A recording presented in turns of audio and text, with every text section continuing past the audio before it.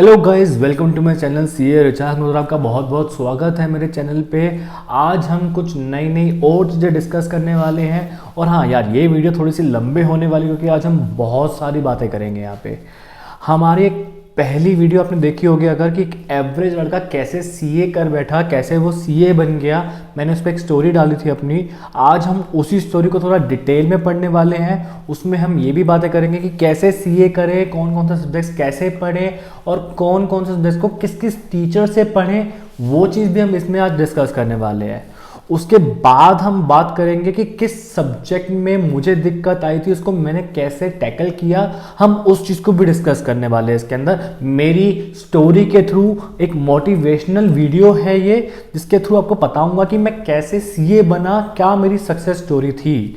कि एक average student जिसके 12th में 74% मार्क्स थे, जिसका कोई गोल नहीं था कि उसे सीए करनी है या नहीं करनी है, वो कैसे सीए बना, हम इस चीज़ को डिस्कस करेंगे। और आज एक नई चीज़ और लेके आएंगे कि सीए बन गए तो अब क्या, सीए के बाद क्या, कि अब हम सीए बन गए तो सीए के बाद क्या करना चाहिए, जॉब में आना चाहिए, प्रैक्टिस में आना चाहिए या बिजनेस में आना चाहिए। आज हम उस चीज़ को भी डिस्कस करने वाले हैं अपनी इस वीडियो के माध्यम से।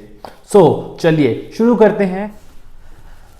आज हम दो पार्ट्स में अपनी वीडियो डिवाइड कर रहे हैं। पहला पार्ट हम डाल रहे हैं कि सीए के बाद क्या करें, कि प्रैक्टिस में जाए या जॉब में जाए। और दूसरे बार में डालूंगा कि मैं कैसे सीए बना, कैसे मेरी जर्नी थी, क्या मेरी जर्नी थी, कैसे मैं सीए बना, क्या मैंने स्ट्रगल फेस किया।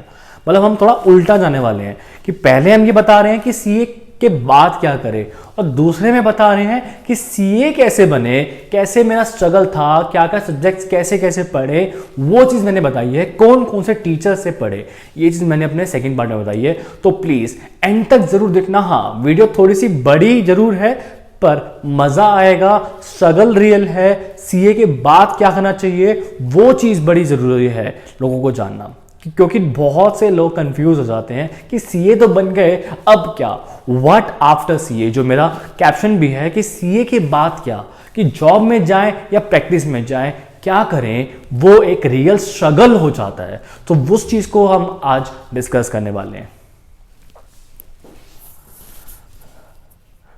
ये चीज बहुत ही इंपॉर्टेंट है जानना कि सीए तो बन गए, अब करना क्या है यार।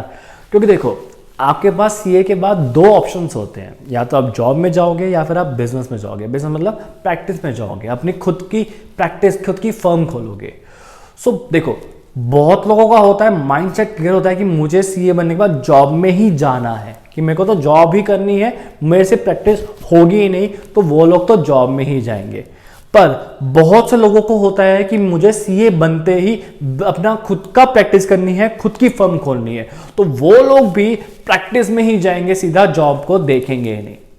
पर मेरे जैसे भी लोग होंगे जो कंफ्यूज्ड होंगे कि क्या करें, कि जॉब में जाएं या प्रैक्टिस में जाएं, क्योंकि उन्हें नहीं पता कि प्रैक्टिस ज़्यादा बेटर है या फिर जॉब ज़्यादा बेटर है। तो आज हम इस चीज़ को डिस्कस करते हैं कि क्या करें, व्हाट आफ्टर सीए। मेरे ख्याल से दोनों के अपने प्रॉन्स एंड कॉन्स होते हैं। देखो, जॉब में भी आपके पास ऑप्शंस हैं कि जॉब में आप क्या करना चाहते हो। कि अगर आप जॉब में जा रहे हो तो जॉब में आपको डिसाइड करना है कि आपको सीए फर्म चूज करनी है या फिर आपको इंडस्ट्री की तरफ जाना है। तो आपको पहले ये चीज देखनी पड़ेगी, अगर आप जॉब चूज कर रहे हो तो जॉब में भी आप इंडस्ट्री चूज करना चाहते हो या सीए फर्म में जाना चाहते हो। देखो, जो लोग फर्स्ट अटेम्प्ट में सीए बने होंगे या सेकंड अटेम्प्ट में क्लियर किया होगा, तो उनके लिए जॉब में जाना बहुत ज़्यादा इजी है, क्योंकि उनको बिग फोर्स जो हैं, जो बड़ी बड़ी सीए फर्म्स हैं या जो बड़ी बड़ी इंडस्ट्रीज हैं, वो हायर कर लेंगी ईजिली। पर जो मेरे जैसे जो लोग हैं जिन्होंने मल्टीपल अटेम्प्ट्स लगाए हैं, उनके लिए इतनी बड़ी बड़ी इंडस्ट्रीज में जाना, इतनी बड़ी बड़ी बिग फोर्स में जाना मुश्किल हो जाता है। क्योंकि कुछ बिग फोर्स जो हैं उनकी गाइडलाइंस हैं कि इतने नंबर ऑफ अटेम्प्ट्स तक ही आपको हायर करेंगे। अगर आपके नंबर ऑफ अटेम्प्ट्स 3 से ज़्यादा हैं या 4, 5, 6, 7, 8, 9 अटेम्प्ट्स हैं, तो आपको वो हायर ही नहीं करेंगे। ये एक कॉन है जॉब में, कि आपको वो हायर ही करेंगे। बहुत ही रेयर चांसेस होते हैं कि आपके मल्टीपल अटेम्प्ट्स होने के बावजूद भी आपको वो हायर कर लेते हैं। लाइक आपने आर्टिकलशिप जो कर रखी है वो बिग फोर से कर रखी है, या फिर आर्टिकलशिप के टाइम पर जो आपका एक्सपोजर था बहुत ही ज़्यादा अच्छा था, तो वो एक 1% चांस कह लो या फिर 10% चांस ही होते हैं कि वो लोग आपको हायर कर ले, इतने नंबर ऑफ अटेम्प्ट्स के बावजूद भी। और अगर आपको जॉब नहीं मिलती इतनी बड़ी बड़ी फर्म्स में, तो आप कोई मीडियोकर फर्म ज्वाइन कर सकते हो, फिर आप वहां से एक्सपोजर लेके बिग फोर की तरफ ट्राई कर सकते हो अगर आपके मल्टीपल अटेम्प्ट्स हैं तो। और बात करें अगर प्रैक्टिस की, देखो प्रैक्टिस में आना तो बहुत लोग चाहते हैं पर आ नहीं पाते हैं क्योंकि बैकग्राउंड नहीं है उनका, या फिर बिजनेस बैकग्राउंड नहीं है कि बैकग्राउंड ही जॉब का है, कि मेरे पूरे खानदान में किसी ने जॉब ही की है, बिजनेस तो कभी किया ही नहीं, तो वो कैसे प्रैक्टिस में आ सकते हैं। उनके लिए मेरे लिए एक आंसर है, मेरी तरफ से एक आंसर है कि अगर आपका बैकग्राउंड नहीं है सीए का या फिर आपका बैकग्राउंड नहीं है बिजनेस का, सो आपको पहले जॉब में आना चाहिए फिर प्रैक्टिस में आना चाहिए। कि हाँ, एक चीज और ध्यान रखना कि अगर आप प्रैक्टिस में आना चाहते हो ना, तो शुरू से ही माइंड सेट रखना कि मुझे प्रैक्टिस ही करनी है, मुझे जॉब में नहीं जाना। अदरवाइज क्या होगा कि आप जॉब में तो आ जाओगे, फिर उस जॉब से निकल नहीं पाओगे, क्योंकि एक जो कंफर्ट जोन होता है ना, आप उसमें फंस के रह जाओगे। इसलिए एक चीज ध्यान जरूर रखना कि अगर आप जॉब में जाओ तो एक माइंडसेट बना के रखना कि आपको जॉब में नहीं जाना है, फ्यूचर में आपको प्रैक्टिस ही करनी है। तो उन लोगों के लिए जिनका बैकग्राउंड नहीं है या फिर इतना फंड नहीं है कि अभी प्रैक्टिस स्टार्ट नहीं कर पा रहे, तो वो लोग क्या करें, वो एक सीए फर्म ज्वाइन कर ले, एक मीडियोकर सीए फर्म ज्वाइन कर ले, कुछ साल तक वहीं पे काम करे, 3 साल 4 साल वहाँ पे एक एक्सपोजर ले, चीज़ों को सीखें कि कैसे अपनी फर्म चलानी चाहिए, कैसे क्लाइंट्स को हैंडल करना चाहिए और कैसे क्लाइंट्स बनाने चाहिए, वो चीज़ वो वहाँ से सीखे। एक छोटी सीए फर्म में अगर जाओ तो वहाँ पे आपको ये चीज़ें सीखने को मिलती हैं कि अपने क्लाइंट्स कैसे बनाए, अपने क्लाइंट्स को कैसे डील करे, कैसे उनसे फीस स्ट्रक्चर डिसाइड करे। ये चीज़ आपको एक छोटी सीए फर्म से सीखने को मिल सकती है। मेरा ओपिनियन ये है कि आप 2 साल 3 साल किसी छोटी सीए फर्म में काम करें और वहां से ये स्किल सीखें और फिर अपनी प्रैक्टिस में आए और कुछ अपने क्लाइंट्स बना के आए, ताकि आपको वहां से निकलने में प्रॉब्लम ना हो। और हाँ, एक चीज जरूर ध्यान रखना कि वहां पे अगर आप किसी जॉब में जा रहे हो, किसी सीए फर्म में जा रहे हो, तो एक चीज से जरूर बचना, वो है कंफर्ट जोन। क्या होगा कि आप एक पर्टिकुलर जॉब पे हो, आपको एक पर्टिकुलर सैलरी मिल रही है, आप उस कंफर्ट जोन में बंध चुके होगे कि आपके जो खर्चे हैं वो उस इनकम के हिसाब से बंध जाएंगे और आप उस जॉब के अंदर बंध जाओगे और निकलना जो है वो बहुत ही मुश्किल हो जाएगा। आपका प्रैक्टिस में आना इम्पॉसिबल होता चला जाएगा। पर इस चीज को बड़ा ध्यान में रखना कि आप अपने कंफर्ट जोन में मत आना, क्योंकि अगर आपने प्रैक्टिस चूज करी है तो कंफर्ट जोन नाम के वर्ड को ही डिक्शनरी से निकालना पड़ेगा।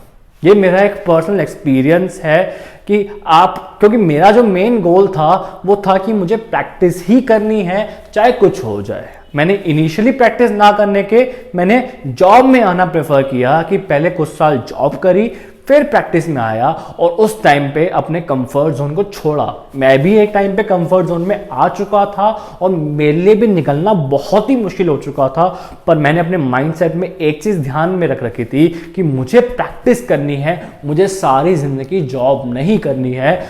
मैंने एक दिन डिसीजन लिया कि कि आज अच्छा दिन है। मैं आज ही सोच लिया कि मुझे अभी से अब प्रैक्टिस में आना है। मैंने कुछ साल जॉब करी और फिर सोचा कि हाँ, अपने सर को बोला कि सर मेरे को अपनी प्रैक्टिस स्टार्ट करनी है, मुझे अपनी खुद की फर्म स्टार्ट करनी है। बहुत सी हर्डल्स आई, स्ट्रगल किया और अभी भी कर रहा हूं। क्लाइंट्स ढूंढने पड़ते हैं, आपको क्लाइंट से डील करना पड़ता है। ये स्किल्स मैंने अपने सर से सीखी कि कैसे क्लाइंट से डील करना है, कैसे उनसे पैसों को लेके बात करनी है, कैसे अपनी रिकवरीज करनी है और कैसे क्लाइंट को डील करना है। वो चीज़ मैंने अपने सर से सीखी। मैंने वो 2-3 साल जितने भी मैंने अपनी सीए फर्म में लगाए, उस फर्म में मैंने बहुत सी स्किल्स अपने इम्प्रूव किए हैं प्रैक्टिस में आने के लिए, क्योंकि मेरा जो शुरू से गोल था वो सिर्फ प्रैक्टिस था। क्योंकि मेरा सपना था सीए करते करते कि मैं अपने खुद के साइन करूं एक दिन, खुद का मेरा स्टैंप लगे उसमें, जिसमें रिचांक मल्होत्रा लिखा हो। ये मेरा खुद का सपना था जो मैंने पूरा करा कि मुझे ये चीज करनी है तो करनी है।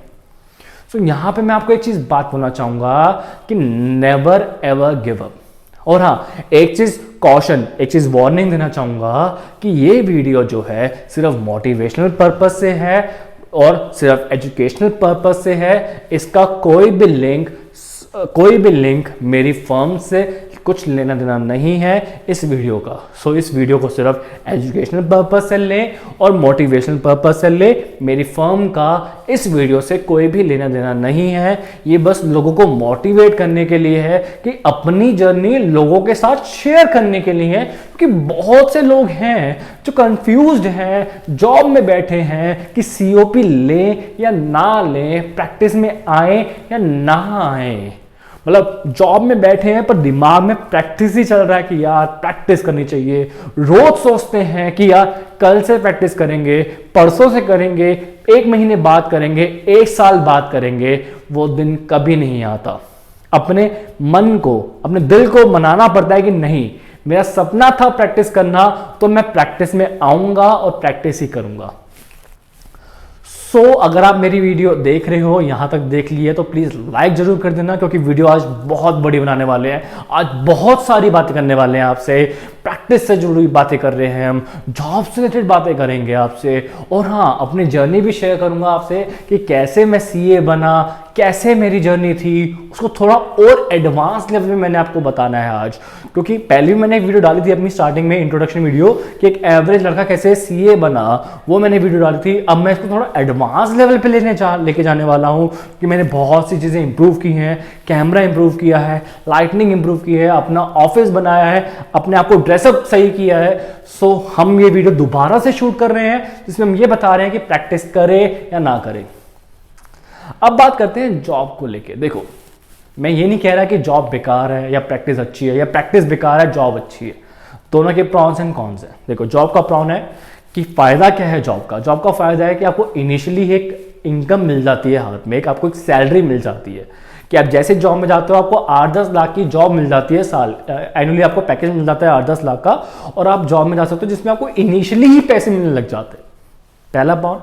दूसरा फायदा क्या है कि एक टाइम लिमिट है। बना सीए में हो अगर आप, और एक सीए हो आप, तो आपको पता होगा कि सीए में कोई टाइम लिमिट नहीं होती, पर हाँ, एक टेंशन नहीं होती कि अगर आप रात को घर जाओ तो घर जाके आप सुकून से बैठ के खाना खा सकते हो। आपको ये टेंशन नहीं है कि क्लाइंट आएगा जाएगा, क्लाइंट आ रहा है जा रहा है। आपको जॉब में ये चीज टेंशन नहीं है कि क्लाइंट रहेगा या नहीं रहेगा, आपकी सैलरी टाइम पे आएगी ही आएगी।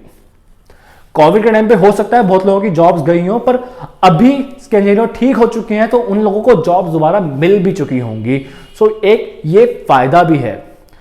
तीसरी चीज की, जैसे मैंने बात करी कोविड की, जैसे कोविड आता है तो कोविड आने पे जितने भी प्रैक्टिस में हैं लोग, उनको पता होगा कि कितने लोगों की फीस जो है वो मर जाती है। पर ऐसा जॉब्स में नहीं हुआ। लोगों की जो सैलरीज हैं वो दी गई। हो सकता है कि हाफ सैलरीज दी गई हो सकता है थोड़ी लेट सैलरी मिली हो, पर सैलरी जरूर मिली है। बिग फोर्स में हो या वो इंडस्ट्री में हो, उन्हें सैलरी मिली है जरूर कोविड के टाइम पे भी। पर प्रैक्टिस में ऐसा नहीं हुआ। उन लोगों की फीस मरी है, काम नहीं रहा है, बहुत सी चीजें हुई हैं। तो ये एक फायदा है जॉब के लिए। बात करें प्रैक्टिस के फायदे के लिए, प्रैक्टिस में एक क्या चीज है कि पैसे की कोई लिमिट नहीं है। आई नो कि इनिशियल जो पैसा है, इनिशियल जो आपको पैसे मिलते हैं, फीस जो मिलती है वो कम होती है क्योंकि आपके पास इतने क्लाइंट्स नहीं होते।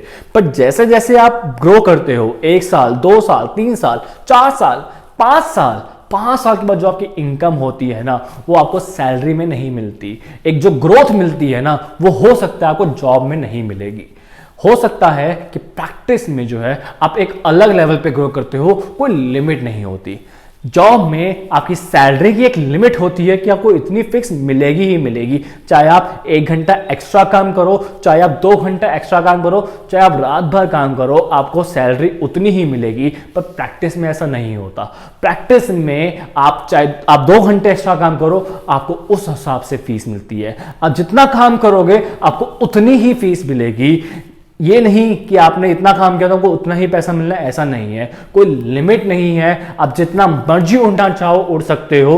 और जो एरिया है जो एक्सप्लोर करने का वो लिमिटेड नहीं है। जॉब में आप एक पर्टिकुलर डिपार्टमेंट में, सपोज आप बिग फोर में हो, PwC में अगर आप हो, आप एक इनडायरेक्ट टैक्स के अंदर हो, तो आप एक पर्टिकुलर डिपार्टमेंट के बारे में जान पाते हो, जबकि प्रैक्टिस में आप मल्टीपल एरियाज को कवर कर पाते हो। आप किसी भी फील्ड में वो, आप डायरेक्ट टैक्स भी देख लेते हो, आप इनडायरेक्ट टैक्स की सर्विस भी देते हो, आप ऑडिट भी करते हो, आप मल्टीपल चीजों को एक्सप्लोर कर सकते हो। प्रैक्टिस के अंदर ये चीज जॉब में पॉसिबल नहीं है। पर हाँ, मेरे हिसाब से भी अगर आप प्रैक्टिस कर रहे हो तो एक पर्टिकुलर फील्ड में करो, एक पर्टिकुलर फील्ड की एक्सपर्टीज लेके आओ जिसमें आपको फायदा होगा। पर हाँ, सारी चीजें एक्सप्लोर जरूर करो, कोई लिमिट मत बना के रखो। अनलिमिटेड चीजें कर सकते हो आप प्रैक्टिस में, जो कि आप जॉब में पॉसिबल नहीं है। ये चीज इसका फायदा था। अब बात करते हैं कॉन्स के ऊपर कि हर चीज का प्रॉन्स है तो कॉन्स भी है। जॉब में नुकसान क्या है? जॉब में जो चीजें हैं वो थोड़ी लिमिटेड है। जॉब में भी आजकल कोई जॉब सिक्योरिटी नहीं रह गई है। अगर आप गवर्नमेंट जॉब में हो तो ठीक है, अदरवाइज अगर प्राइवेट जॉब में हो तो कोई जॉब सिक्योरिटी नहीं है आपकी। कभी भी आपको निकाला जा सकता है। अगर आपने एक भी गलती कर दी तो अगले दिन बोल जाएगा आपको आने की जरूरत नहीं है। ऐसा प्रैक्टिस में नहीं है। हाँ, प्रैक्टिस में आपका क्लाइंट जा सकता है, पर आप उसमें गलती नहीं करते क्योंकि आपका वो खुद का क्लाइंट होता है। आप खुद के लिए मेहनत कर रहे हो तो आप उतनी ही कॉशन के साथ काम करते हो, तो उसमें कोई लिमिट नहीं है। प्रैक्टिस में, जॉब में लिमिट है। ये कौन है, वहां पे उसका फायदा है। हाँ, प्रैक्टिस में क्या है, टाइम लिमिट को लेकर अगर बात करें कि अगर रात को भी अगर आपको क्लाइंट का फोन आया तो आपको उसको पिक करना पड़ता है, आपको बात करनी पड़ती है। जॉब में थोड़ा सा कम ये चीज है कि रात को आपको टेंशन रहती है प्रैक्टिस में आने के बाद भी, कि आप घर आ गए, घर में आके भी आपको एक टेंशन है कि कल क्लाइंट मिलेगा नहीं मिलेगा, कल क्लाइंट से क्या काम कराना है, कल क्या काम करूंगा मैं। जॉब में ऐसा नहीं है। जॉब में आप घर आके एक टेंशन फ्री हो जाते हो कि चलना खत्म हो गया काम, चलो अब अपना फैमिली टाइम देते हैं। ऐसा प्रैक्टिस में नहीं हो पाता। प्रैक्टिस में एक लिमिट नहीं है तो टाइम की भी कोई लिमिट नहीं है। आगे बात करें अगर कॉन्स की, तो जॉब में एक लेवल पे आके आप फेडअप हो जाते हो कि नहीं यार मैं क्या कर रहा हूं। मतलब कि आप जॉब में एक चीज सोच सकते हैं कि ये मैं दूसरे के लिए कर रहा हूं, और प्रैक्टिस में वही चीज मैं अपने लिए कर रहा हूं, तो एक अलग ही मोटिवेशन होता है। अगर आपको ये वीडियो अच्छी लग रही है तो प्लीज आगे जरूर देखना, क्योंकि वीडियो आज थोड़ी लंबी जा रही है, आई नो, पर बहुत मजा आने वाला है। बहुत ही अच्छी वीडियो बन रही है। अगली पार्ट में मैंने ये चीजें बता रहा हूं, अगले पार्ट में मैं ये बताने वाला हूं कि कैसे मेरी जर्नी सीए की कंप्लीट हुई, कैसे मैंने सीए कंप्लीट करी, कैसे मैं सीए बना। ये मैं अपने अगले पार्ट में इसी में बताऊंगा, इसी वीडियो में बने रहिएगा और देखना जरूर कि मैंने कैसे सीए बना। वो बहुत मजा आने वाला है आपको, क्योंकि बहुत ही बढ़िया वीडियो बनाई है उसके अंदर। स्टार्ट करते हैं मेरी सक्सेस स्टोरी से कि अगर मैं अपनी बात करूं अपने बैकग्राउंड की, तो मैं पढ़ाई लिखाई में स्टार्टिंग में अगर बात करूं फर्स्ट सेकंड क्लास में बहुत अच्छा था पढ़ने में। पर जैसे जैसे मेरी क्लासेस बढ़ती चली गई, जैसे जैसे मैं first second third fourth fifth sixth seventh ऐसे जब ऊपर जाने लगा, तो जो मेरे मार्क्स हैं वो कंटिन्यूसली नीचे जाने लगे।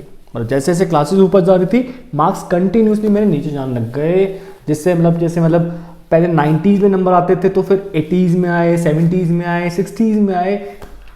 इवन 9th स्टैंडर्ड में मेरे 54% मार्क्स आए थे 9th स्टैंडर्ड में।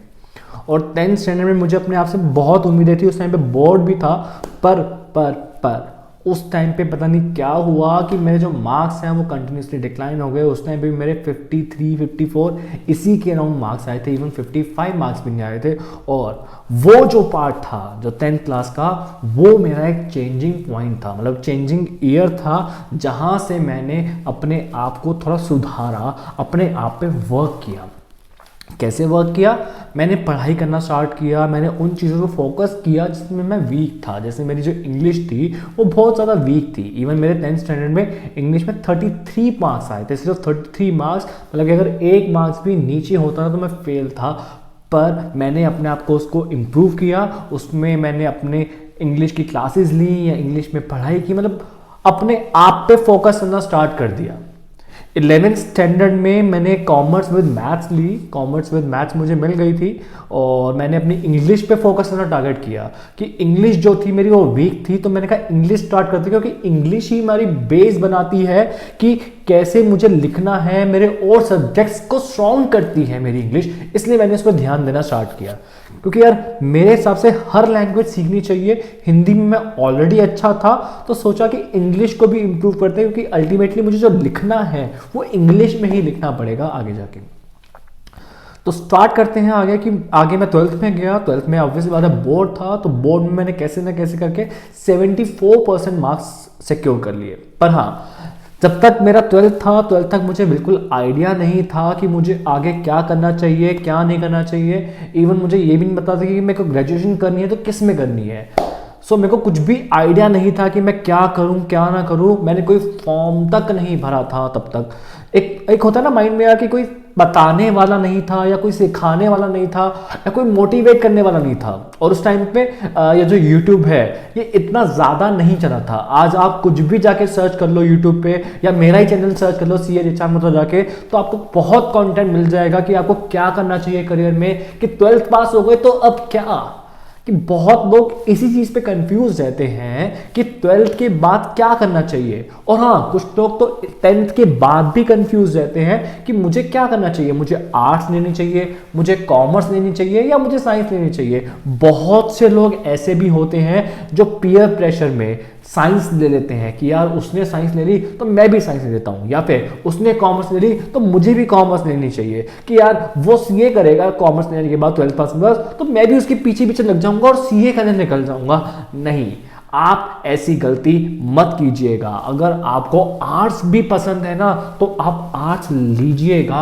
अपने पीयर प्रेशर में आके आप बिल्कुल भी स्ट्रीम को चूज मत कीजिएगा। तो स्ट्रीम जो है वो बहुत सोच समझ कर चूज करें, क्योंकि यही जो है स्ट्रीम जो है आपकी, यही डिपेंड करेगी आपका करियर बनाने में कि आप 12th के बाद क्या करते हैं और किस फील्ड में चाहते हैं। ये चीज आपकी उस पर डिपेंड करती है कि आप कौन सी स्ट्रीम चूज करते हैं। और एक चीज मैंने देखी है यार कि आपके फैमिली प्रेशर भी इतना होता है स्ट्रीम चूज करने में कि आपका खुद का कोई ओपिनियन नहीं होता। कि सपोज करो कि फैमिली का प्रेशर है कि यार मेरा बेटा साइंटिस्ट बनेगा, तो बच्चे ने फैमिली प्रेशर में आके साइंस चूज कर ली। सो वो कहते हैं ना कि पहले मैंने साइंस ली अब साइंस मेरी ले रही है। यस एग्जैक्टली, यही होता है उन लोगों के साथ जो फैमिली प्रेशर में आके साइंस ले लेते हैं और फिर बाद में आके वो फेल हो जाते हैं। सो 12th के बाद सबसे मेन डिसीजन ये होता है कि आप कौन सी स्ट्रीम चूज करते हैं, आर्ट्स लेते हैं, कॉमर्स लेते हैं या फिर साइंस लेते हैं। पहले मेरे टाइम पे अराउंड जब मैं 2010 में मैंने 12th क्लियर करी, उससे पहले एक ओपिनियन बना हुआ था कि यार आर्ट्स वो लोग लेते हैं जो वीक होते हैं, जिनको ज़्यादा नॉलेज नहीं होती, जो पढ़ाई में वीक होते हैं, वो लोग आर्ट्स लेते हैं। पर फ्रेंड्स, अब लोगों का ओपिनियन चेंज हो गया है। आर्ट्स भी लोग चूज करते हैं जिनका इंटरेस्ट लॉयर बनने में होता है, जिनका इंटरेस्ट आगे पॉलिटिक्स में जाने का होता है या कुछ अलग करने का होता है, जो कॉमर्स और साइंस में नहीं होता। पीयर प्रेशर में आके कभी भी स्ट्रीम चीज मत करो। पीयर प्रेशर में आके, फैमिली प्रेशर में आके तो बिल्कुल भी स्ट्रीम मत चूज करो। अपनी फैमिली को समझाओ कि नहीं, मैं अगर कॉमर्स लूंगा या मैं आर्ट्स लूंगा तो मैं अच्छा कर पाऊंगा, बजाय मैं साइंस लेके अच्छा कर पाऊंगा। मेरे बहुत से फ्रेंड्स थे जिन्होंने पीयर प्रेशर में आके साइंस ली और अब वो साइंस से रिलेटेड कुछ भी नहीं कर रहे हैं और उससे कुछ अलग ही कर रहे हैं।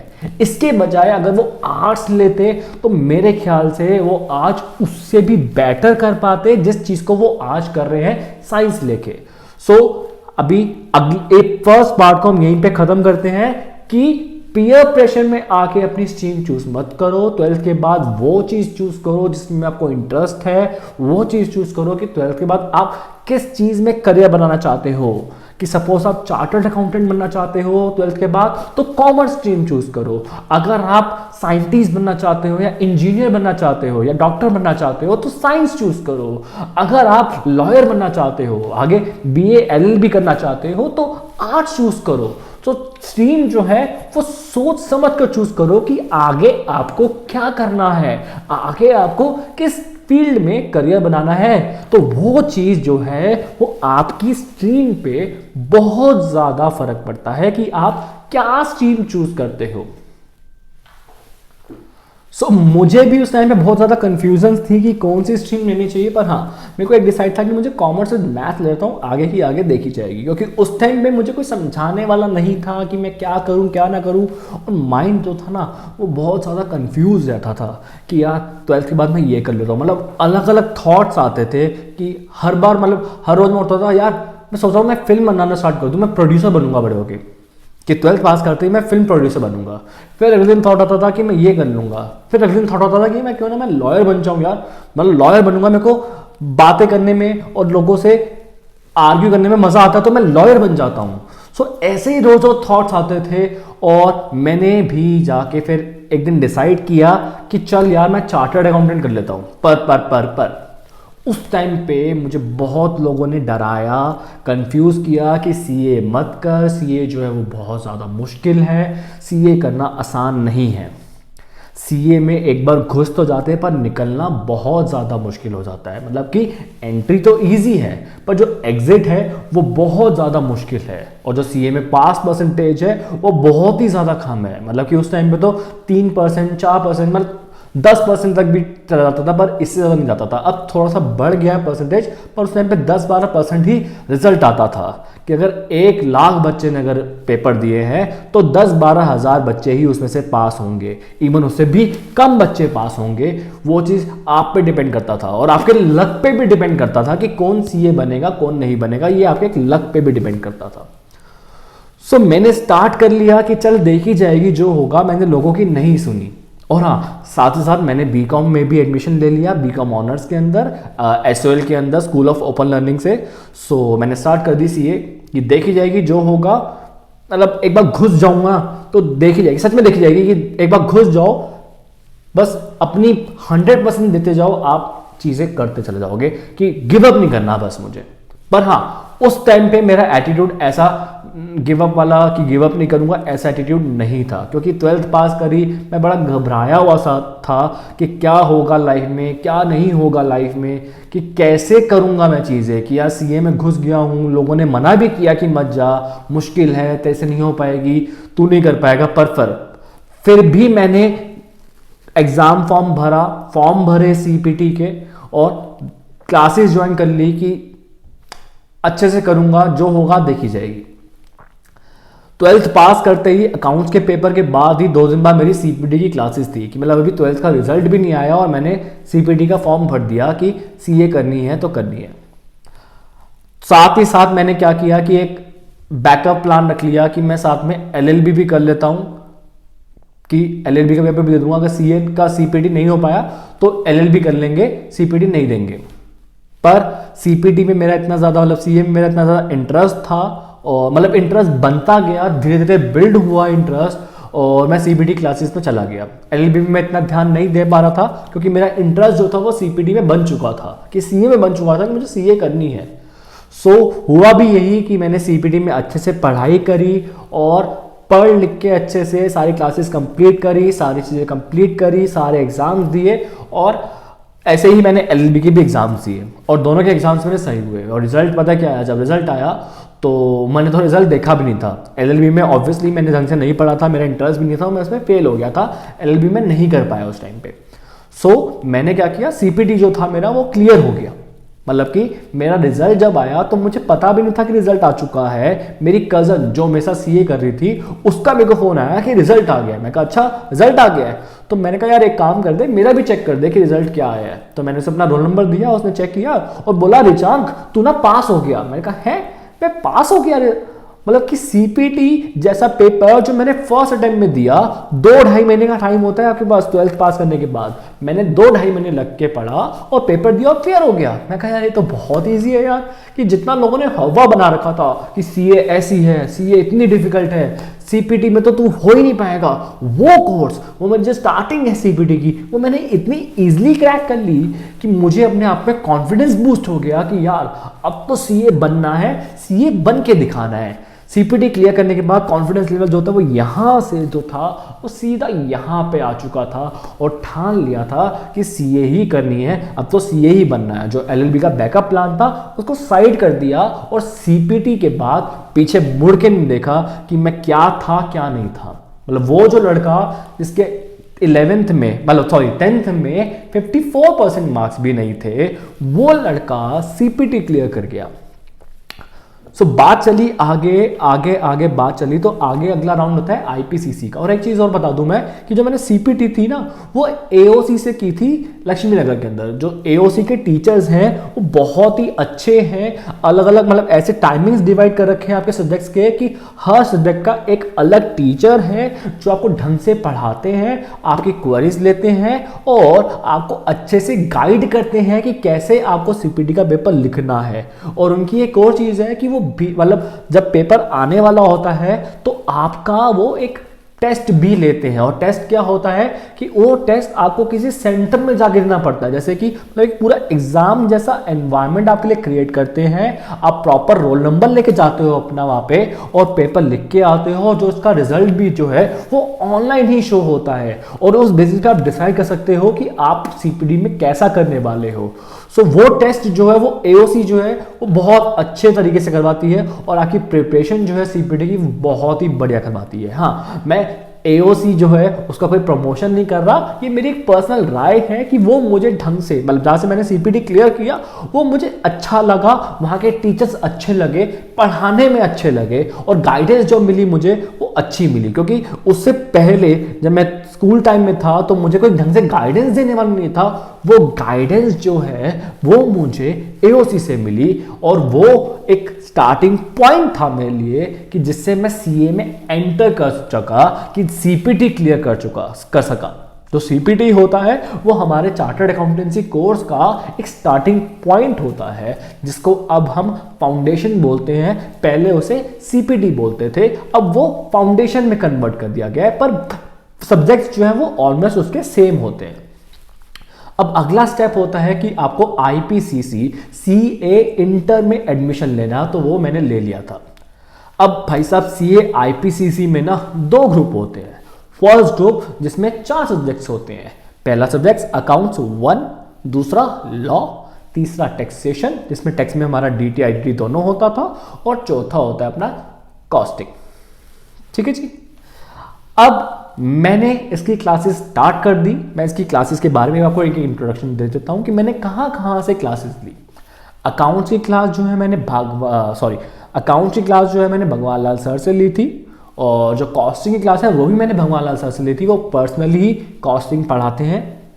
तीसरा मैंने जो टैक्सेशन की क्लास थी वो एमपी गुप्ता सर से ली थी, जो कि बहुत अच्छे टीचर हैं एमपी गुप्ता सर। और चौथा जो लॉ सब्जेक्ट है वो मैंने अश्मीत सिंह सर से लिया था, जो कि प्रीत विहार में पढ़ाते हैं, आईपीसीसी के लॉ पढ़ाते हैं वो। क्लासेस मैंने प्रॉपर कंप्लीट करी अपनी क्लासेस, प्रॉपर टाइम से क्लासेस ली। सुबह 6 बजे निकलना, 6:30 की क्लासेस होना और दोपहर को फिर वापस आना, फिर लंच करके फिर दोबारा क्लासेस में जाना और रात को जाके घर आना। ये मेरा स्ट्रगल था आईपीसीसी के टाइम का, जो मैंने सिर्फ फर्स्ट ग्रुप दिया। 2011 में जुलाई के अंदर मैंने अपना फर्स्ट ग्रुप का फर्स्ट अटेम्प्ट दिया। मई 2011 के अंदर मेरा फर्स्ट अटेम्प्ट था। अब उस टाइम पे क्या हुआ कि जो मेरे बीकॉम के जो पेपर थे जो मैं एसएल से कर रहा था वो और आईपीसीसी के जो पेपर थे वो मेरे आपस में क्लैश कर रहे थे। जिस वजह से मैं बीकॉम के पेपर ढंग से नहीं दे पाया, उसमें मैं रह गया था उस टाइम पे, क्योंकि मेरे को सीए पे मेन फोकस था, बीकॉम पे नहीं। तो मैंने सीए के पेपर्स को प्रेफरेंस दी, बीकॉम के पेपर्स को इतनी प्रेफरेंस नहीं दी, जिस वजह से मेरा बीकॉम का फर्स्ट ईयर जो था वो बैक आ गई थी एक आधे पेपर में, जो मैंने बाद में आके क्लियर कर लिया था।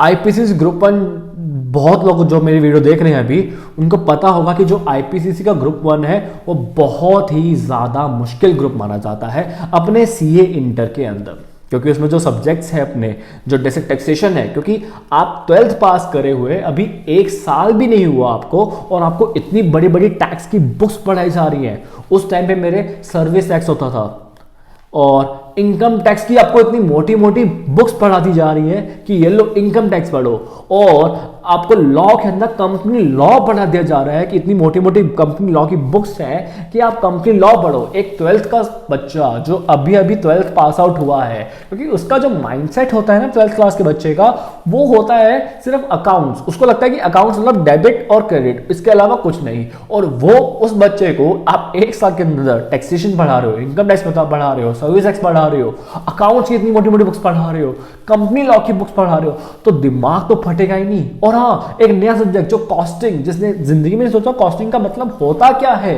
वो पढ़ाया जा रहा है। सो उस हिसाब से वो जो ग्रुप है वो बहुत ही ज्यादा डिफिकल्ट माना जाता है अपने सीए प्रोफेशन के अंदर। पर आईपीसीसी ग्रुप 1 के मैंने पेपर दिए, ढंग से पढ़ाई करी, दिन रात एक कर दी। अगर बात करूं उस टाइम पे, तो मैं 8 घंटे भी मिनिमम दिन में पढ़ लेता था। मतलब मैंने टारगेट लगा रखा था कि मुझे 8 घंटे रोज के पढ़ने ही पढ़ने हैं। हाँ, क्लासेस के साथ नहीं पढ़ पाता था थोड़ा कि, पर हाँ, जितना क्लासेस में मुझे होमवर्क मिला होता था मैं उसको एक दिन पहले रिवाइज कर लेता था कि अगले दिन जब मैं क्लास में जाऊं तो मुझे पता होना चाहिए क्या टॉपिक चल रहा है, और मुझे पिछला टॉपिक जो ऑलरेडी पढ़ाया गया उसके बारे में पता होना चाहिए।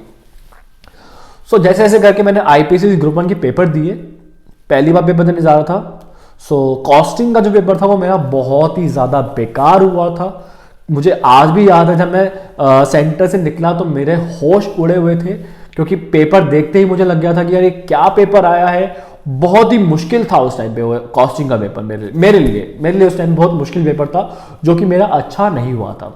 पर आपको एक चीज़ आज बोल रहा हूं कि अगर आप सीए कर रहे हो और अगर आप मेरी वीडियो देख रहे हो, अगर आपका कोई भी एग्जाम अगर बीच में बेकार हो गया है, सो होप मत हारो, गिव अप मत करो, अगला पेपर दो, उसी मेहनत से दो और कोशिश करो।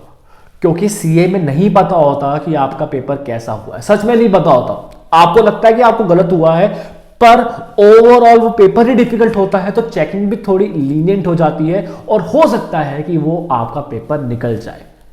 सो अगर जैसे मेरा कॉस्टिंग का पेपर खराब हुआ, अगर मैं उस टाइम पे सोचता यार पेपर बहुत खराब हुआ, मुझे आगे नहीं देना चाहिए, मैं होप हार जाता ना, तो शायद मेरा ग्रुप क्लियर नहीं होता। हाँ, मेरा आईपीसीसी का ग्रुप 1 जो था ना वो क्लियर हो गया। मतलब एक जो एवरेज स्टूडेंट जो सोचता था कि यार क्या करना है क्या नहीं करना, वो आईपीसीसी ग्रुप 1 जो था वो फर्स्ट अटेम्प्ट में क्लियर कर गया। क्लियर क्या करा, लॉ का जो पेपर था उसमें 71 मार्क्स भी लेके आया।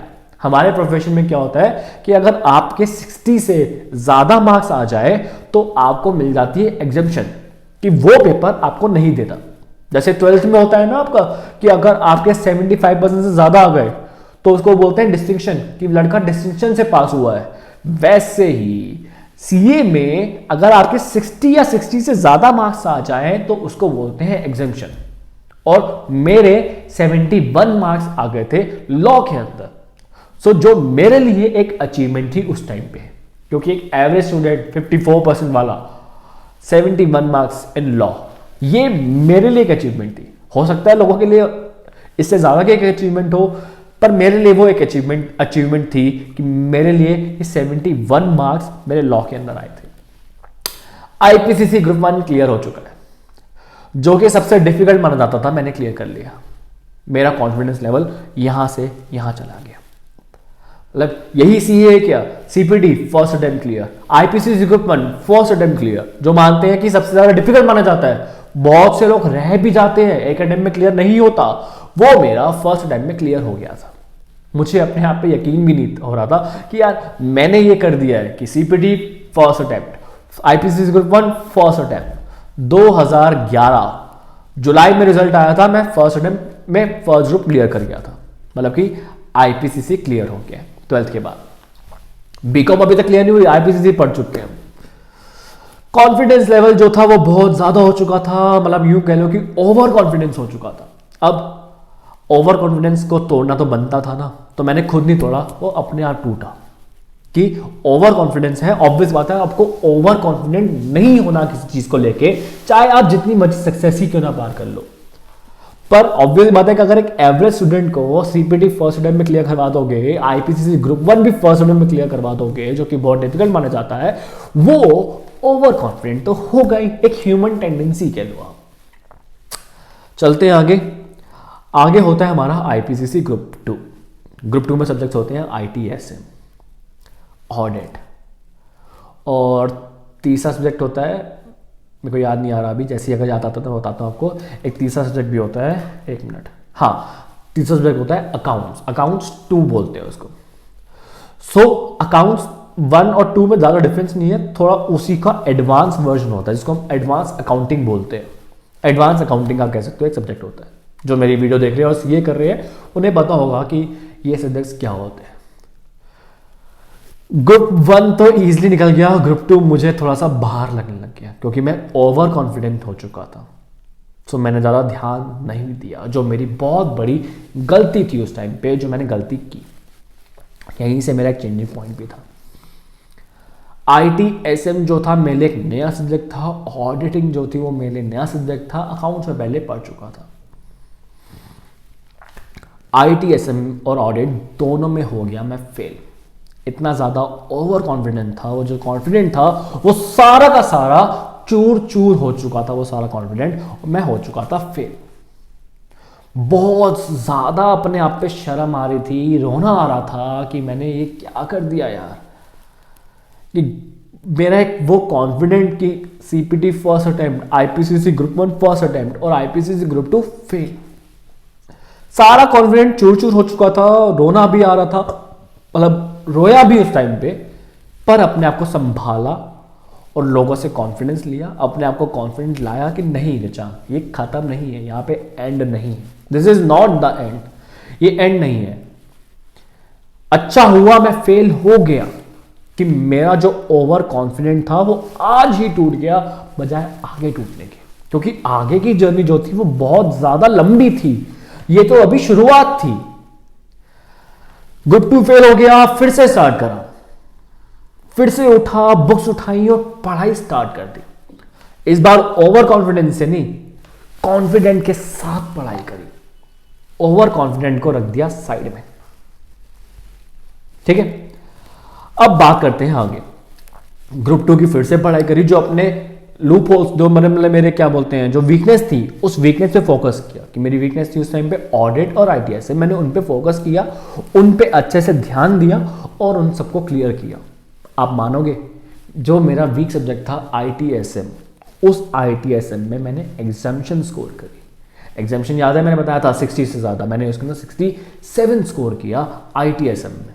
और जो पिछला अटेम्प्ट था उसमें मैंने आईटीएसएम में फेल हो गया था। फेल मतलब 40 से कम नंबर, मतलब मेरे 30 भी नहीं थे, 26-27 के करीब नंबर थे। और अगले टाइम में वो नंबर थे 67, क्योंकि मैंने अपनी वीकनेस पे फोकस किया था उस टाइम पे। अब आईपीसीसी ग्रुप 2 क्लियर हो चुका है, अब आपके दोनों ग्रुप निकल चुके हैं, अब आप सीए फाइनल में आ गए हो। सीए फाइनल मतलब कि अब आखिरी पड़ाव बाकी है, आपका सब कुछ क्लियर हो चुका है। आईपीसीसी ग्रुप 1 क्लियर है, आईपीसीसी ग्रुप 2 क्लियर है, पर मुझे नहीं पता था कि मेरी जर्नी अभी स्टार्ट भी नहीं हुई है। ये तो बस शुरुआत भी नहीं है, शुरुआत भी नहीं है सच्ची, क्योंकि मुझे 2 साल हुए थे 12th पास करे हुए, मेरा आईपीसीसी ग्रुप 2 क्लियर हो चुका है, मैं सीए इंटर क्लियर हो चुका हूं। अब अगला स्टेप आता है सीए आर्टिकलशिप का। हाँ जी, आपको अगर आपके, वैसे आप ग्रुप 1 क्लियर करने के बाद ही सीए अपना वो क्या बोलते हैं आर्टिकलशिप स्टार्ट कर सकते हो, पर मैंने फर्स्ट ग्रुप के बाद नहीं करी थी, क्योंकि मुझे था कि मैं पहले सेकंड ग्रुप क्लियर कर लूँ, सीए फाइनल में आ जाऊँ, फिर करूँ स्टार्ट। अगर आप मेरी वीडियो देख रहे हो, आप सीए कर रहे हो, तो मेरे से मेरी एक दरख्वास्त है कि ग्रुप 1 और ग्रुप 2 दोनों क्लियर हो जाएं, तभी आप आर्टिकलशिप स्टार्ट करें, अदरवाइज आप फंस जाएंगे। क्योंकि क्या हुआ, अगर आपने ग्रुप 1 क्लियर कर लिया, ग्रुप 2 के पेपर दे रखे हैं और आपने आर्टिकलशिप ज्वाइन कर ली किसी सीए के अंडर, सो सपोज करो अगर आपका वो सीए का जो ग्रुप 2 है वो क्लियर नहीं हुआ, तो आप फंस जाओगे, क्योंकि सीए के अंदर जो आपकी ट्रेनिंग चल रही है वो आपको छुट्टी देगा नहीं ढंग से, और आप कहीं ना कहीं फिर अपने आप को कोसोगे कि यार मैं कहाँ फंस गया हूँ, कि वहाँ पे मुझे काम भी करना पड़ रहा है और अपने ग्रुप 2 की तैयारी भी करनी पड़ रही है, पढ़ना भी पड़ रहा है, तो मैं कहाँ फंस गया हूँ। मैं उस चीज़ को लेके कोसने, मतलब उस चीज़ को लेके आप कोसने लग जाओगे। ये मेरा एक पर्सनल ओपिनियन है कि ऐसा हो सकता है, हो सकता है लोगों के केस में अलग चीजें हो, पर मेरे को ऐसा लगता था कि ग्रुप 2 के बाद ही आपको अपनी सीए की आर्टिकलशिप जो ट्रेनिंग होती है वो करनी चाहिए, पहले नहीं करनी चाहिए। ठीक है जी, अपनी जर्नी पे आते हैं। एक मिनट, एक छोटा सा पॉज ले लेता हूँ मैं, जरा चाय वाय पी के आते हैं, मतलब पानी पीते हैं, मेरा गला थोड़ा सूख चुका है, तो इसको हम अभी कंटिन्यू करेंगे आगे। हम ब्रेक के बाद आ चुके हैं, तो आगे बात करते हैं। हमने बात करी अभी कि हम सीए जो है इंटर क्लियर कर चुके हैं, अब हम सीए फाइनल में आ चुका हूँ, मतलब मैं सीए फाइनल में आ चुका हूँ।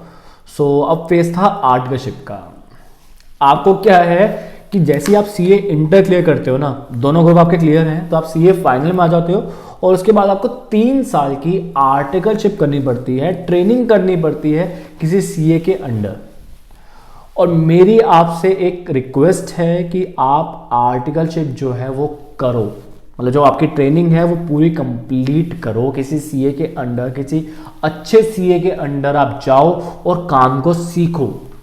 बहुत से लोग क्या करते हैं कि डमी ले लेते हैं कि सीए के अंडर रजिस्टर तो करवा लेते हैं, पर काम नहीं करते हैं, ये सोच के कि काम बाद में कर लेंगे और अभी अपनी पढ़ाई पे फोकस करते हैं, सीए निकालते हैं। पर ऐसी गलती बिल्कुल मत कीजिएगा, मैंने भी नहीं करी थी, मैंने सोचा था पर मैंने ऐसा किया नहीं। मैंने किसी सीए के अंदर रजिस्टर करवाया अपने आप को और एक प्रॉपर ट्रेनिंग करी उनके यहाँ पे पूरे 3 साल की। और सच बताऊं तो वो 3 साल उस टाइम पे जब मैं बोलता, उस टाइम पे जब मैं आर्टिकलशिप कर रहा था ना, तो मुझे बहुत बेकार लगता था, क्योंकि पता क्या शेड्यूल था, आपको सीए फाइनल के पेपर की तैयारी करनी पड़ती है साथ में ही, क्योंकि जैसे ही आपके 3 साल कंप्लीट होते हैं आपको सीए फाइनल के पेपर देने पड़ते हैं, और वो सीए फाइनल के पेपर जो है वो बहुत ही ज्यादा मुश्किल होते हैं।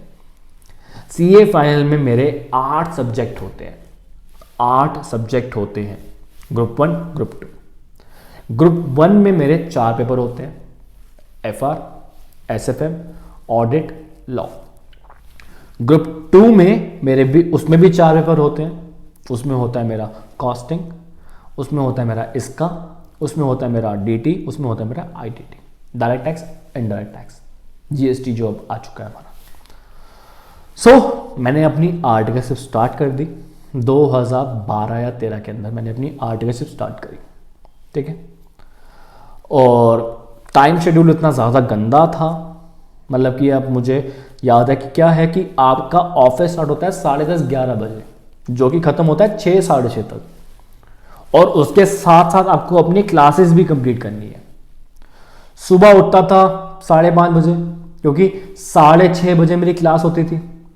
सुबह 5:30 उठो, क्लास के लिए भागो, अपनी क्लास कंप्लीट करके 10:30 बजे आपकी क्लास कंप्लीट होती है, आपका ऑफिस 10 बजे स्टार्ट हो जाता है, पर आपको इतनी सहूलियत मिली हुई है कि आप क्लास कंप्लीट कर सकते हो अपनी। 10:30 बजे क्लास कंप्लीट करके जल्दी जल्दी से भागो आप अपने ऑफिस की तरफ। 11 बजे मैं ऑफिस पहुंचता था, 11 से लेकर कंटिन्यूसली 6 साढ़े 6 7 बजे तक मैं काम करता रहता था।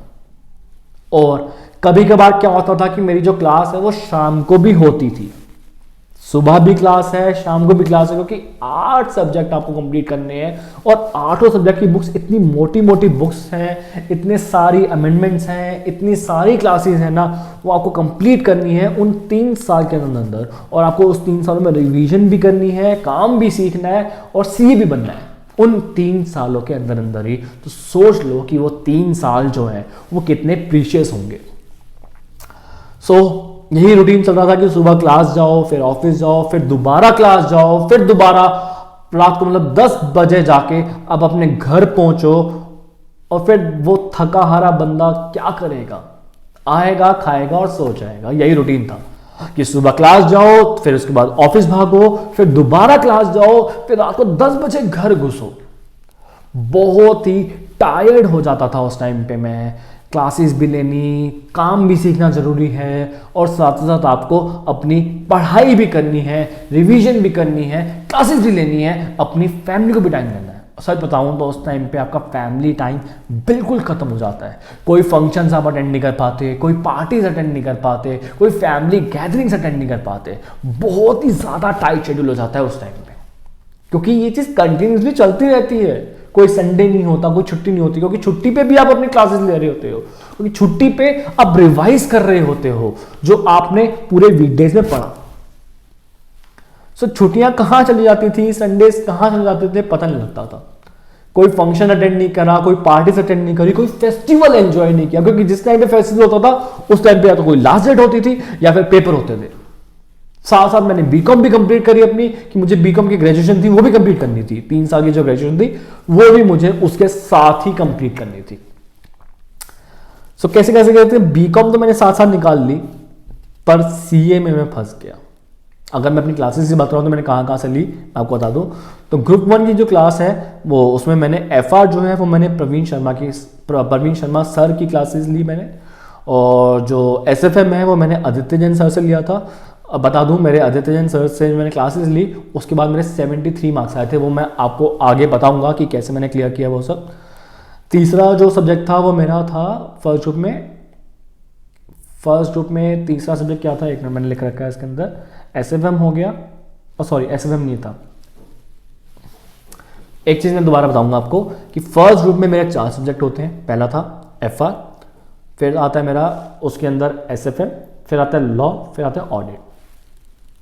ठीक है, सही बोला ना मैंने, FR SFM law audit. FR की क्लास मैंने प्रवीण शर्मा सर से ली थी, एसएफएम की आदित्य जैन सर से ली थी, और ऑडिट की मैंने सुबी बंसल मैम से ली थी, और जो अपनी लॉ है वो मैंने मुनीश भंडारी सर की बुक से पढ़ी थी, खुद से ही मतलब सेल्फ स्टडी किया था। मुनीश भंडारी सर जो है उनकी बुक पढ़ी थी। और हाँ, मैंने इसकी कुछ अमेंडमेंट क्लासेस ली थी जो कि अपनी कमल सर से ली थी, कमल गर्ग से। और ग्रुप 2 की बात करें तो ग्रुप 2 में भी 4 सब्जेक्ट होते हैं।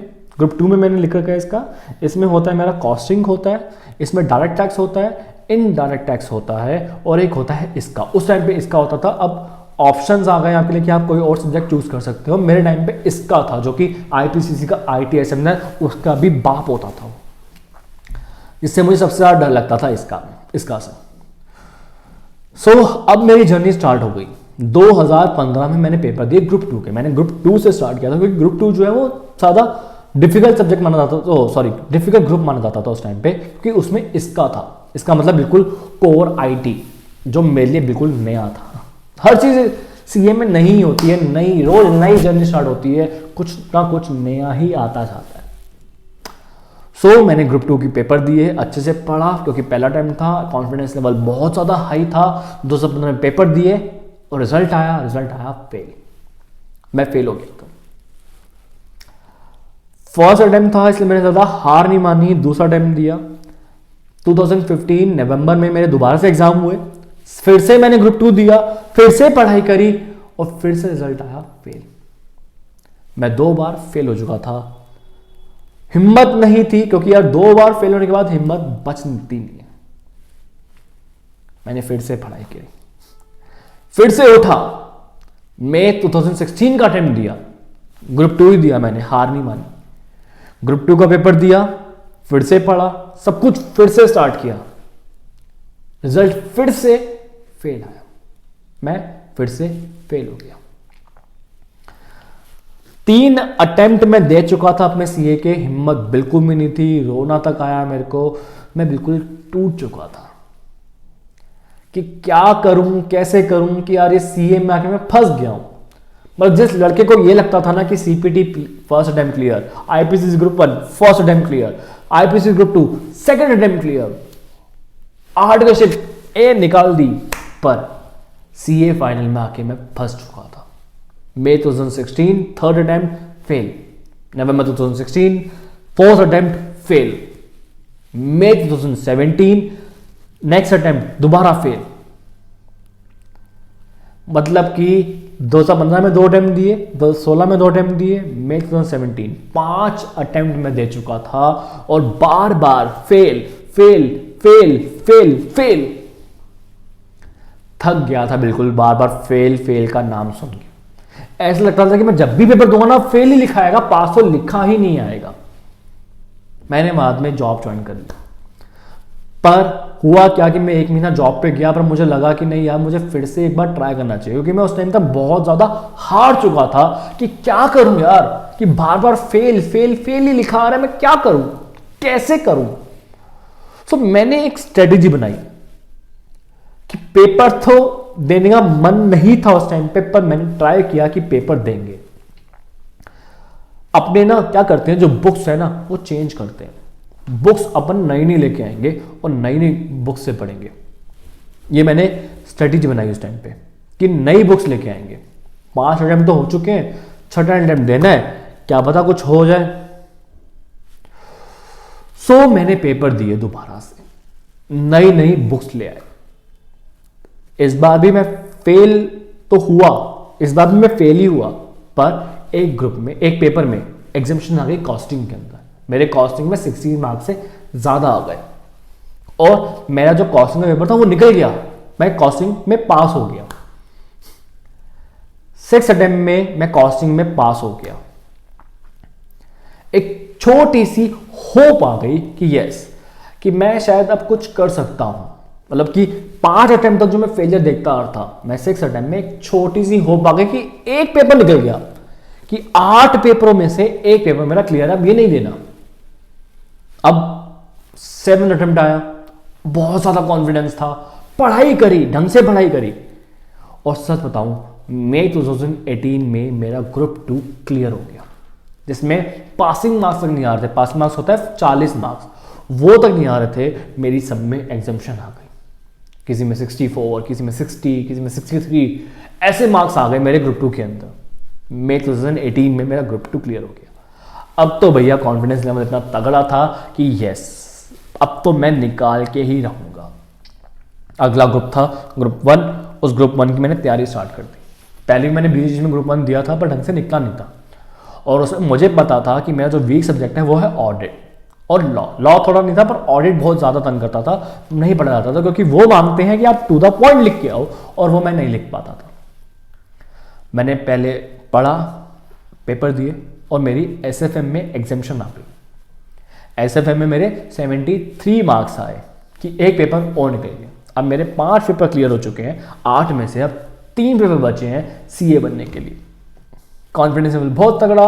मैंने अपनी वीकनेस पे स्टार्ट किया फिर से। मेरी वीकनेस थी ऑडिट की, मुझे ऑडिट पढ़ना है। मैंने नहीं पता एक स्ट्रेटेजी बना ली थी उस टाइम पे कि ऑडिट जो है वो थ्योरी सब्जेक्ट है, तो मुझे क्या करना है, मुझे प्रैक्टिकल पकड़ना है एक सब्जेक्ट, और रोज ऑडिट पढ़ना है। रोज 4 घंटे मुझे ऑडिट पढ़ना ही पढ़ना है, चाहे कुछ हो जाए। साथ में एक प्रैक्टिकल सब्जेक्ट और साथ में ऑडिट, साथ में प्रैक्टिकल सब्जेक्ट, साथ में एक ऑडिट। ऐसे ही मैं चलता चला गया, और लिटरली मानोगे अब वो दिन आ गया। मई 2019 में मैंने सीए फाइनल ग्रुप 2 के 3 पेपर जो मेरे पेंडिंग थे वो दिए। अब रिजल्ट आने वाला था। मैंने जॉब ज्वाइन कर ली थी कहीं पे, मैं जॉब ज्वाइन कर चुका था, मैं जॉब कर रहा था कहीं पे। सो मैंने उस दिन ऑडिट पे गया हुआ था। ये इंसिडेंट मिस मत करना, बहुत अच्छा इंसिडेंट है ये, कि मैं उस टाइम पे ऑडिट पे गया हुआ था। एक मिनट में पॉज लूंगा जरा, मेरे को पानी पीना है।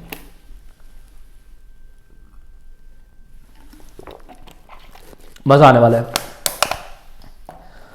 मैं उस टाइम पे ऑडिट पे गया हुआ था कहीं पे।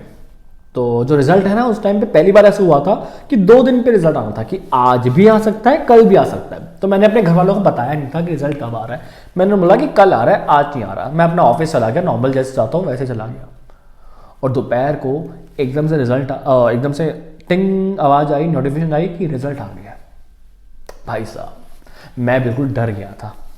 ऑडिट पे था, फोन मेरे हाथ में है, मैं रिजल्ट देख रहा हूँ, रोल नंबर डाल रहा हूँ, मेरे ऐसे ऐसे हाथ कांप रहे हैं, और मेरे से क्या बोलूं, क्या उस वक्त मेरी फीलिंग्स थी, क्योंकि बार बार जो मैं फेलियर देखता आ रहा था, आज वो रिजल्ट आ रहा है मेरा, और मैं रिजल्ट देख रहा हूँ, ऐसे हाथ डाल रहा हूँ, और एकदम से मैंने सब कुछ भी नहीं देखा। मैंने अपना नाम देखा, अपने फादर का नाम चेक किया, और नीचे देखा पास। मेरे खुशी का ठिकाना नहीं था। मैंने कुछ भी नहीं देखा, सीधा देखा मैं पास हूं। पास मतलब मैं चार्टर्ड अकाउंटेंट बन चुका। मेरी खुशी का ठिकाना बिल्कुल भी नहीं था। मैं लिटरली ना ऐसे एक साइड से दूसरी साइड जा रहा था, उसका प्रिंट निकालने का मेरे को था कि मैं प्रिंट आउट लेके जाऊंगा।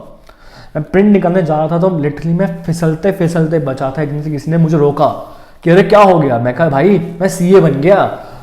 सो खुशी का ठिकाना। मैंने क्या सोचा कि मैंने कहा घर चलते हैं, ऑडिट देखी जाएगी, अब आज दिन अलग है, आज चलते हैं घर, अभी के भी चलते हैं। 5 बजे तो उस टाइम पे मैं, मुझे 6 साढ़े 6 तक वहां रुकना था, पर मैं कहा नहीं यार अब मन नहीं लगेगा, अब चलते हैं घर। कि जो 9 साल से मैंने देखा वो आज देखने को मिल रहा है कि मैं सीए बन गया। मैं 2010 में मैंने जर्नी स्टार्ट की थी, और 2019 में जाके मैंने वो कंप्लीट करी। 2019 में मैं सीए बन गया था। खुशी का ठिकाना नहीं था, मैं जल्दी से घर भागा उसी वक्त, किसी को बताया ही नहीं। और उनको कहीं से पता लग गया कि सीए का रिजल्ट आ गया और मैं फोन नहीं उठा रहा, क्योंकि मैं ऑफिस से ड्राइव कर रहा था उस टाइम में, तो फोन नहीं उठाया। सब एकदम टेंशन में आ चुके हैं, यार रिचांग फोन नहीं उठा रहा, इतने अटेंशन लग चुके हैं, क्या पता कहाँ चला गया है। मतलब एक टेंशन हो जाती है ना माँ बाप को कि यार हमारा लड़का कहाँ चला गया है, फोन तक पिक नहीं कर रहा, उसका रिजल्ट आना था, रिजल्ट कैसा रहा, मतलब बड़े सारे क्वेश्चन चल रहे थे उनके माइंड में। मैं घर पहुंचा, थोड़ा काम लिया, मेरे माँ बाप बैठे हुए थे, मैंने कहा मम्मी मैं सीए बन गया। उनकी जो खुशी का ठिकाना नहीं था, उनकी आंखों में मतलब एक नमी थी आंखों में। और मतलब क्या बताऊं, रात को ही मेरे केक आया जिसमें सीए रिचांग मल्होत्रा लिखा हुआ है कि पहली बार वो जो 2 लेटर्स थे जिसको मैंने लेने में 9 साल लगा दिए, वो सीए लेने में, वो खुशी का ठिकाना नहीं था। मेरे माँ बाप ने मुझे नाम दिया रिचांग मल्होत्रा, मैंने उसमें वो 2 लेटर्स ऐड किए, इट्स सीए रिचांग मल्होत्रा। और वो मेरे लिए बहुत बड़ी अचीवमेंट थी। हो सकता है बहुत से लोगों के लिए कुछ भी ना हो ये चीज़, कि बहुत से लोग होते हैं जो फर्स्ट टाइम में क्लियर कर जाते हैं सीए अपनी, पर जिस लड़के ने 9th में 50 मार्क्स परसेंट देखे हो, 10th में बोर्ड में 54% देखे हो, अगर वो चार्टर्ड अकाउंटेंट बन जाए ना, तो उसके लिए एक अलग ही बात होती है, उसके लिए एक अलग ही अचीवमेंट होती है। वो शायद वही लोग समझ सकते हैं जिनको मैनी अटेम्प्ट्स लग चुके हैं। सो खुशी का ठिकाना नहीं था। बहुत उस दिन मुझे बहुत ज़्यादा रिलैक्सिंग लगा लाइफ में, क्योंकि जब मैं सीए कर रहा था ना, तो उस टाइम बहुत गंदे गंदे थॉट्स आते थे कि यार क्या करूं, क्योंकि एक पेरेंट्स को ना आपसे एक उम्मीद होती है कि मेरा लड़का कुछ कर ले और कुछ कमा के लाए, और वो चीज़ मैं नहीं कर पा रहा था उस टाइम पे।